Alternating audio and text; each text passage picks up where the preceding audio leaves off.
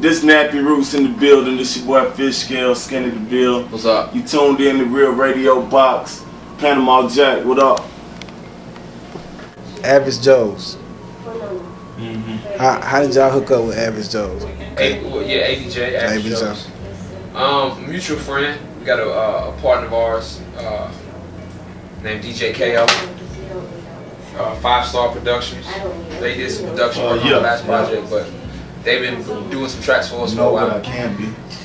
Okay. And they was just like, man, my boy got this independent label, man. He really digging y'all. You know, he's doing a lot of big shit. Did some shit with Bubba early on and blah blah blah. And he started going down the names of people he worked with, and he was very reputable. To LA, but I can call. And he had a sit down, man, and we just had a meeting of the minds. So we decided to do a joint venture between our label In Red, which is on Fontana, and his label Average Joe's. Let me get on that right. Who has Colt Ford.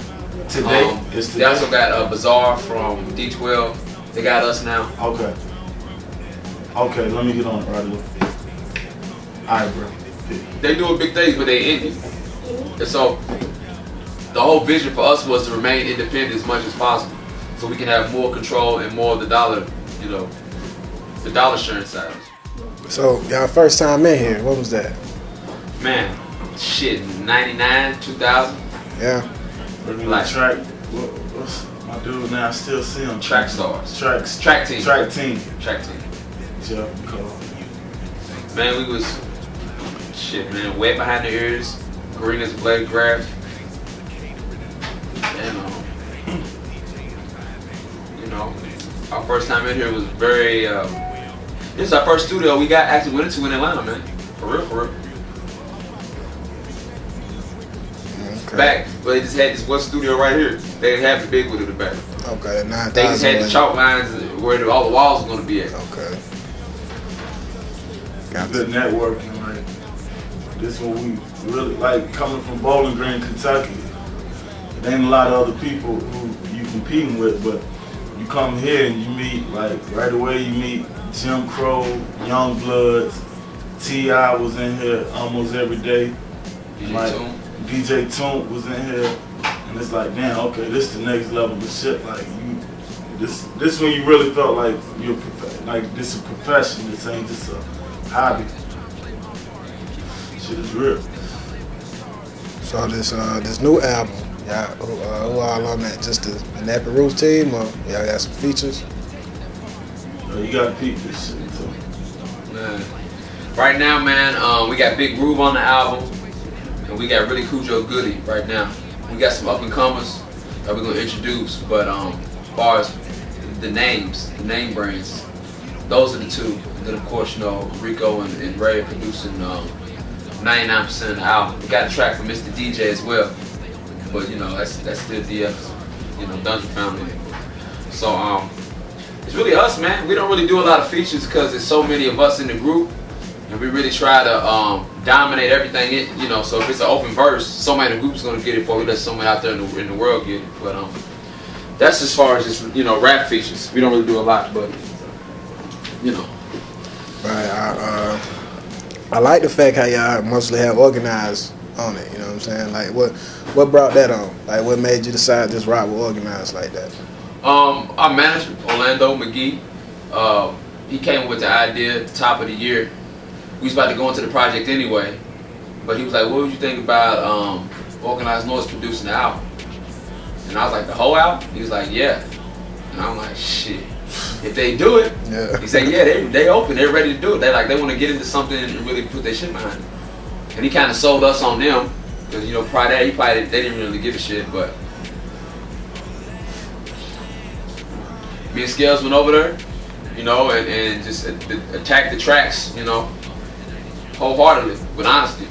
And the rest of the guys came down a couple weeks later, and we just started beating up the tracks, man. As we was on the road, we got off the road, everybody came back to Atlanta, went right to the dungeon, and we just dug in deep for like 5 to 6 months, man. We thought it was gonna take about 3, but really everything really did start coming into really what it is right around May. And now today's the last day. We're mastering the album downstairs with Kenny, and shit sounded great, man. Like I can't ask for a better project, you know, without trying to be someone you're not, but not trying to do what everybody else is doing to get on. We've been in the game long enough to where we're cool in our own skin. We're confident in what we do is what we need to do. So we don't really care about who got a hit on the radio right now. That radio shit to me don't even make a fuck. You know, I don't even give a damn about that. But the fact that we can make a great album without having to be something we're not, to impress the fans that love us for who we are. That to me right now is the best feeling. Like, I'm really over here gloating that we made this great album so easy.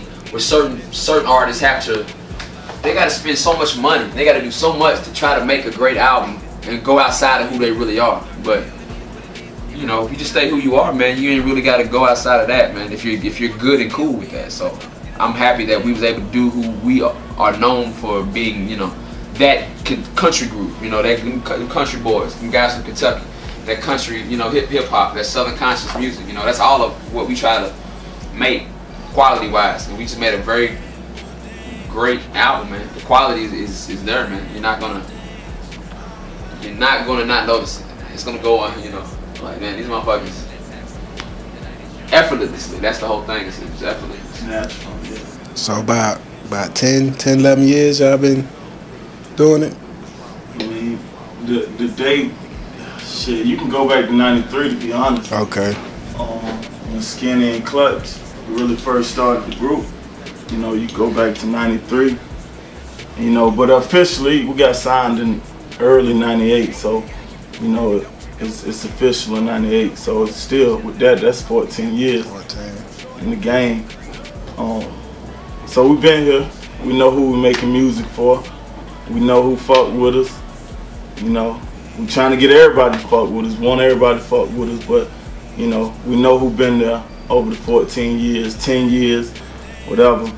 So we feel like this is our best effort to them. Like, really, we making music for y'all, and we feel like we're giving you our best on this one right here. Real talk. Okay. So on the last album, which this is a Shadidi. Well, on the last album, which I enjoyed, my favorite track was one of the singles, y'all to Ride. Yeah. That's my joint. Right. You know what I'm saying? How did y'all come up with just the idea of just y'all two to attack it and not everybody on the team get on it? You know what I'm saying? Cause only that, but with us usually we like, you know, you try to be disciplined and be like, if I can't really make this song better, I ain't gonna really get on it. You know, if I ain't fitting it, I won't get on it. That's how I take it personally. Because I know my brother's gonna hold it down. Like some fast tracks I don't really get down with, you know. But I know Skinny can rip it, B Still can rip it, you know, Clutch can rip it, or B. But with Ride was, well, let me start here. Me and Skinny also got a project we were working on called 40 Acres. And Ride was a song that was on that project.